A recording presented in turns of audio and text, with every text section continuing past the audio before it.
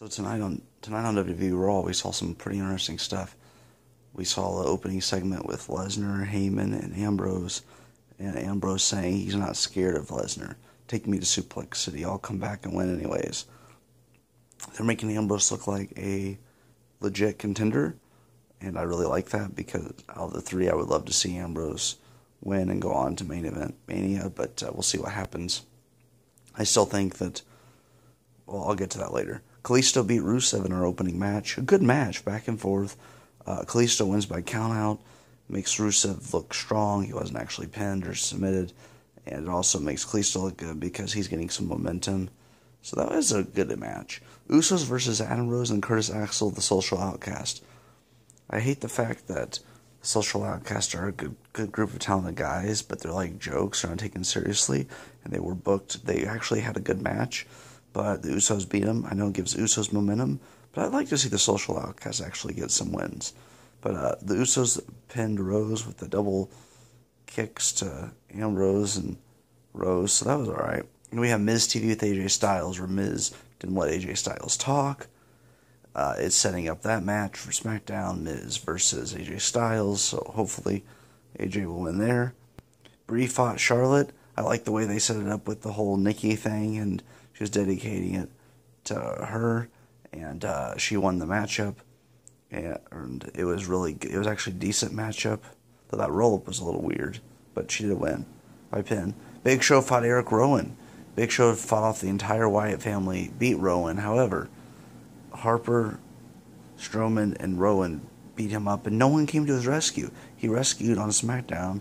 They showed that he had rescued Reigns and Ambrose. Why not let them come out and help out real quick?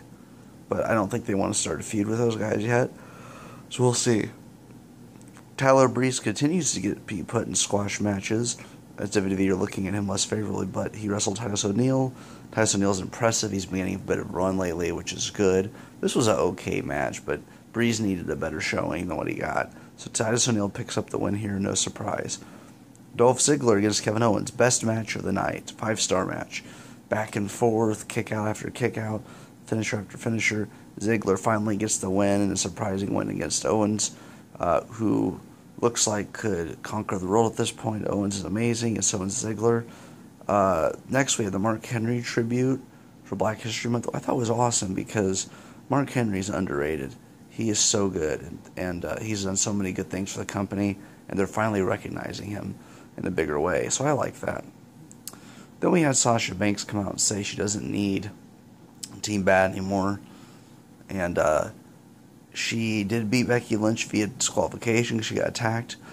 But however, I like how Sasha and Becky put aside their differences and took out 4 members of Team Bad. And it will be neat if we see like a triple threat match at Fastlane for the Divas title with Banks, Becky Lynch, and Charlotte.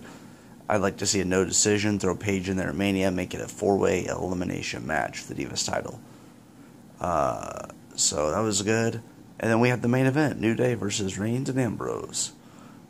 Back and forth match, really good. New Day continues to have some of the best promos in WWE. Reigns and Ambrose win, and Lesnar comes out and stares at him. New Day attacks him from behind. Lesnar gets in, hits an F5 on Ambrose.